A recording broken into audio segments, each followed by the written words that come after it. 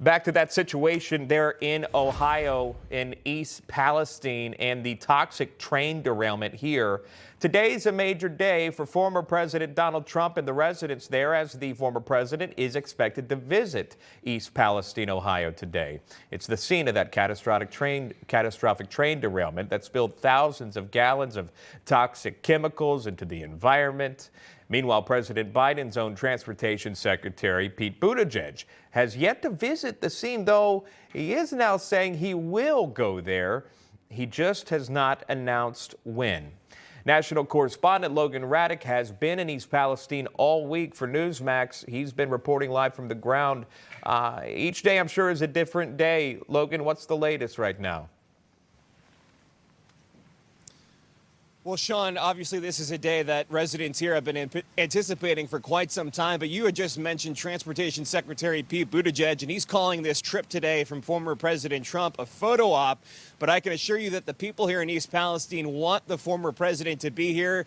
We were in the local McDonald's here, and the employees say that they're hoping the former president stops in. They think that his trip here will really raise awareness for what they're going through. Now, yesterday, we learned a lot more about what's going on here in East Palestine. There was a big press conference with numerous officials, including the Environmental Protection Agency Administrator Michael Regan, who says the EPA has taken over the response, and they say that Norfolk Southern is responsible for this entire cleanup, and that any costs the EPA or other government agencies incur will have to be reimbursed by Norfolk Southern.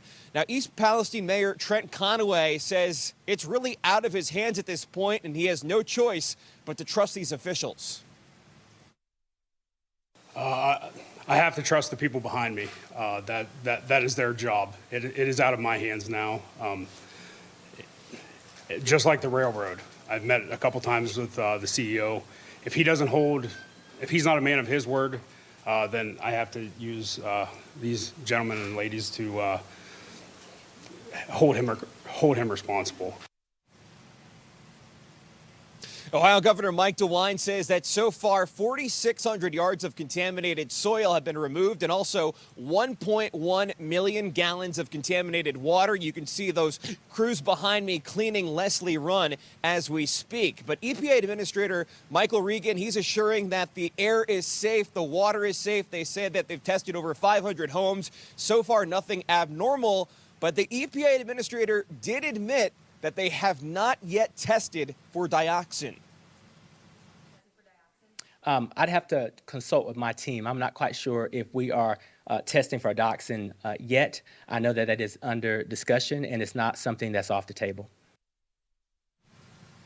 That was an answer that alarmed many residents here in East Palestine. Now, the CEO of Norfolk Southern, the train company, the train that owned the derailment, the train that derailed Norfolk Southern coming through here, Alan Shaw was in town in East Palestine yesterday. He did not attend the press conference, but he did take time to speak to CNBC, and he's doubling down on the fact that he believes residents should be returning to East Palestine.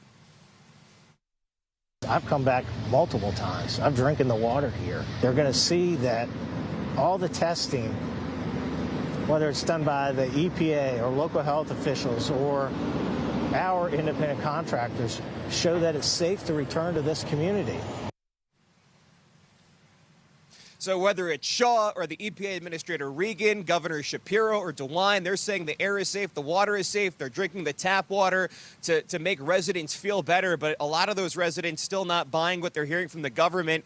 There's still water bottle drives across East Palestine. You have companies like Walmart and Goya that are partnering with the local community to get people bottled water. And it took 18 days to open a health clinic here in East Palestine that is being run by the Ohio Department of Health. And Ohio Governor Mike DeWine says that residents from neighboring Pennsylvania will not be turned away if they're seeking treatment there.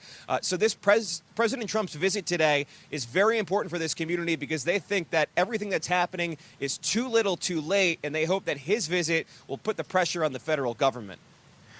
Yeah, whether you understand who's at fault, how this is being handled, you disagree, you agree with what have you, the fear is real. The residents in that area we've spoken to here on this network and others, that is real. That is not going anywhere anytime soon. As far as former President Trump's visit, many would criticize, what can he do at this time? But he is bringing a giant spotlight on this area, Logan, that many residents feel is necessary. So my question, I guess, for you right now is, have you heard at least a tentative schedule of when the residents would see the former president come out? Does he have any set agenda for that area?